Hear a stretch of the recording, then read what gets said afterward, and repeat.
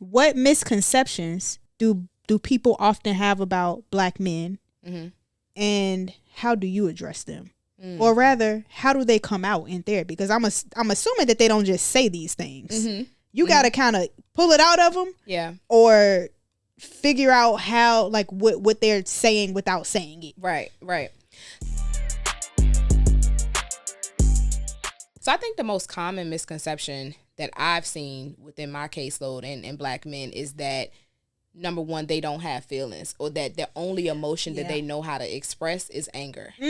And so how I address that, and I talk about it a lot with men, my frustration and my heart aches for them, because I feel that oftentimes Black men have to choose between being a man and being a human.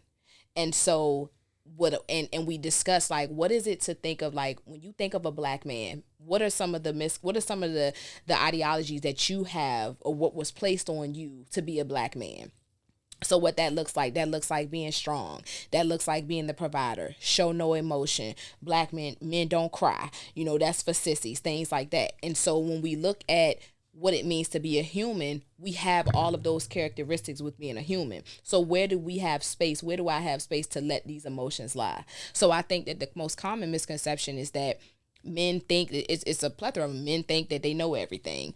They don't have emotions. They don't have feelings. They only know how to express their emotion in an anger form. And so I just address it. Number one, just normalizing you as a person. Like, forget that you're a Black man, but you're simply a person in this space. And I think that having that level of openness where, and again, it hurts me a lot of times, because I'm like, wow, like, you just met me today, and you're expressing things to me that you haven't told anybody in your community. You haven't told anybody in your home.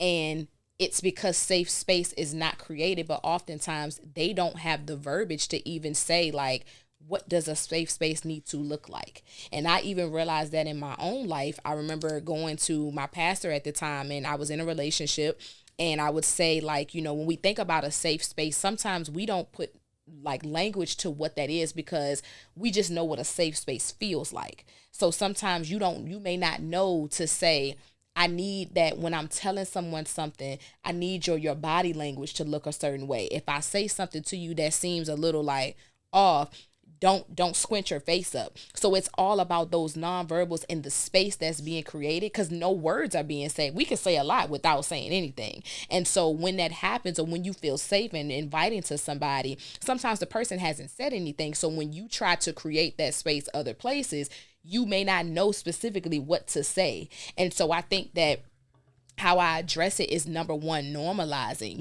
what they're feeling, and creating that space for them that, I don't care what the world has said out here. I don't care what the misconceptions have been. Let's talk about it here. It sounds like there's a lack of communication. It's a lot of things that women have to take into account of as well. Because I feel like if I'm in a relationship, well, if I was a man, I'm not a man, I don't know how this goes. But if I'm in a relationship as a man, and I already know my girlfriend or my wife is very emotional anyway. And when I show emotion, I'm seen as, like you said, oh, you crying too much, or you supposed to be the man. Right. Why are you going back and forth with me like a female? Like, those things hurt. Yeah. So if I was a man and I'm dealing with that, I got a wife or a girlfriend that's like kind of naggy or whatever, who I may have tried to say something like this to her, to be like, without being too emotional, but also trying to state my case while being respectful. How would you approach that? How would I approach that? How would he approach that situation? So you're saying, like, if this has been the situation where I have expressed certain things, and then you've met me with this. Yes. Yeah. So that is so common.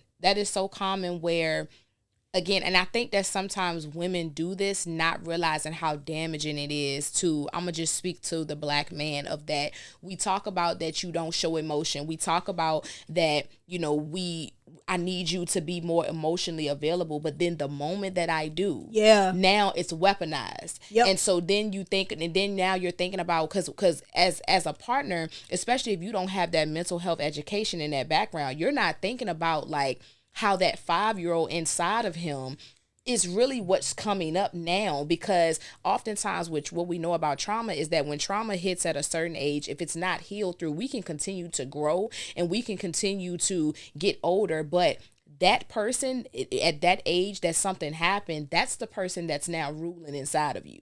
And so now when you are in a space where when he was 5, somebody shut him down and told him he was being a sissy, you being too emotional, all those things. So now we have now killed that little kid inside, but he's still in there. And so now as he's grown older and now he's looking for this safe space in you, and now you've done that, now that 5-year-old in him is really running wild, and now I have to protect myself. So now you're gonna get this evil person. You're gonna get this person who's not expressive. And so I think that, for men, getting to a space of identifying what emotion am I actually feeling, how can I describe this, and also express to your partner what it is that you need. Because I think for both parties at times, we have needs, we have desires, and we don't know how to really express it. And it's like, well, you should know this. You should be able to, this is what I want. I had a conversation with the guy I'm dating now, and we were shout out.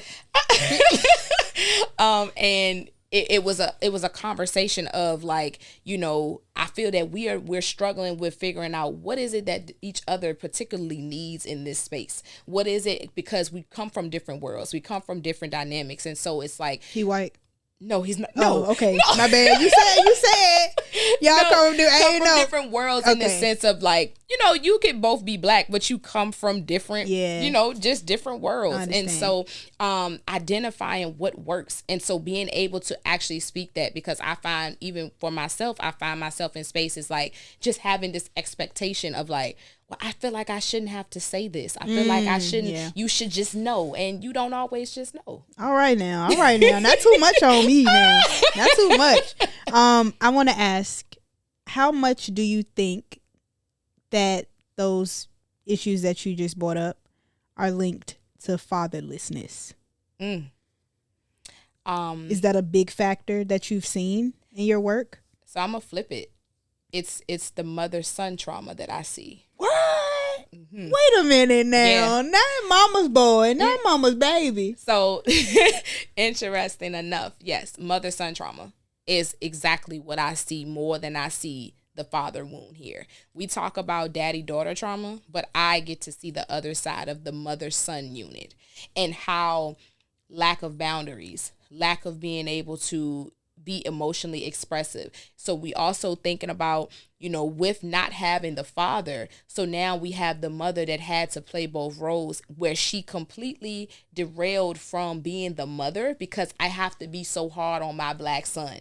So now I'm not nurturing, I'm not soft, I'm not anything, because I got to make sure that this black man is raised to be the black man and, be out in the world and do all of the things. And so I see the need of when you get into a space with a woman who is secure and someone who wants to give you this level of love, you shy away from it. You don't know how to receive it, because the woman that had birthed me, the woman that was supposed to give me all of these things, didn't. So now I'm this woman who I known less than a year. Now she's coming up trying to give me all these things. Like, whoa, what's up with you? So I definitely feel that a lot of what we're talking about, the root of that comes from that mother-son trauma.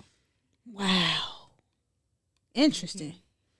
I never thought about it like that, because I've always, even mother trauma, I link back to fatherlessness, because you have to be the mom and the father because the father's not there. Right.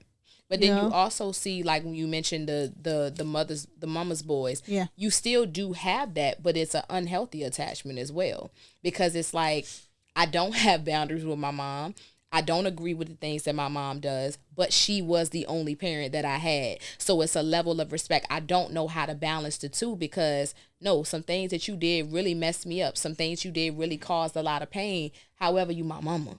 I'm gonna always love you. I gotta love you. You know what I mean? And so I think that two things can be true at the same time. Like, you can be a mama's boy, sure, but it's rooted in an unhealthy attachment, because it also can be that fear-based perspective of like, this is the only parent that I got. So regardless what she does, I have to stay here. I have to put up with it because that's my mom. And then if we take it even deeper in the Black culture and take it to church, well, that's your mama. You only get one mama. So then you got everybody in the world telling you that it's okay for your mom to treat you or do certain things to you just because she holds that title. And that's where I come in. And I break all that up. Because I'm like, mama, daddy, I don't care who it is. We are not sitting here and just allowing someone to put you in spaces of continuous generational trauma just because they have a certain title over your life.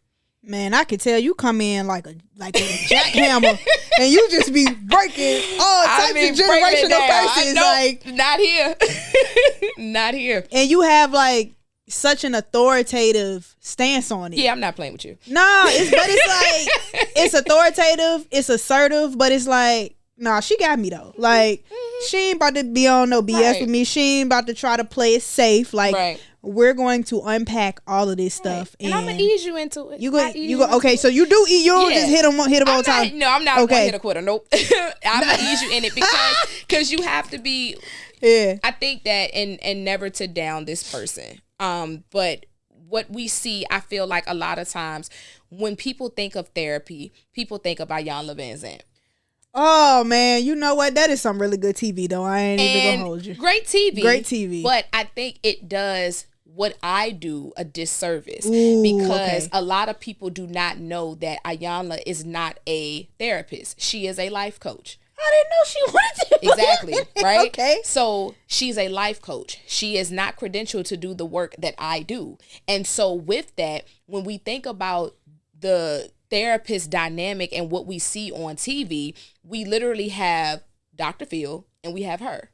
So we have two extremes. We have no middle person. Dr. Phil, to me, I feel like he goes with the whoever is more right in this scenario. I feel like Dr. Phil goes with whoever that is. I mean, if you look at it, it's like if the parents or if the kid acting up or whatever, whoever is more right in the situation, I feel like he leans towards that. And it's very evident in the space. And you don't think that's right to do? Absolutely not. Okay. Not because I think that it is a fine line between, showing someone to being accountable versus you're in a space having a group therapy session or having a space where it's multiple people where now the person that's in the space who may be in the wrong feels attacked, feels like that the person we're all here to get something. All of us have an intention to get something. And so how can you still show me that I'm wrong or show me how we can come to a common ground without me feeling like that you're taking the side of the opposite person. So with Iyanla, so we have that side with Dr. Phil, but then we have the other side with Iyanla where, to me, and again, my own personal opinion, it appears to be a one-size-fits-all approach. She has a very authoritative, you need to look him in the eye and tell him that not on my watch. And so everybody does not operate like that. Yelling does not help. I've literally had people, and again, no knock to her, but I've had people to come into my office near tears on the phone and say, is this going to be like Iyanla? Ooh. And so I have to be like, no, it's not going to be like Iyanla. But this is what I'm saying. Like when people see that, this is the only version of therapy of what they think that they're seeing. And that is what's being televised. I wasn't thinking we was going to go there. Yeah, me neither. But dang, that was good. Because I love that show. But it's not like, honestly, it's entertainment. Yeah. So you're not really watching to see people get healed. And her approach, like I said, it works for some people, but it's not for everyone. Yeah. And so, like I said, you have people that look at that and that's what they automatically believe. Yeah. This is what therapy is going to be like. So I'm not about to go to a therapist because they're going to do me like Iyanla. Okay.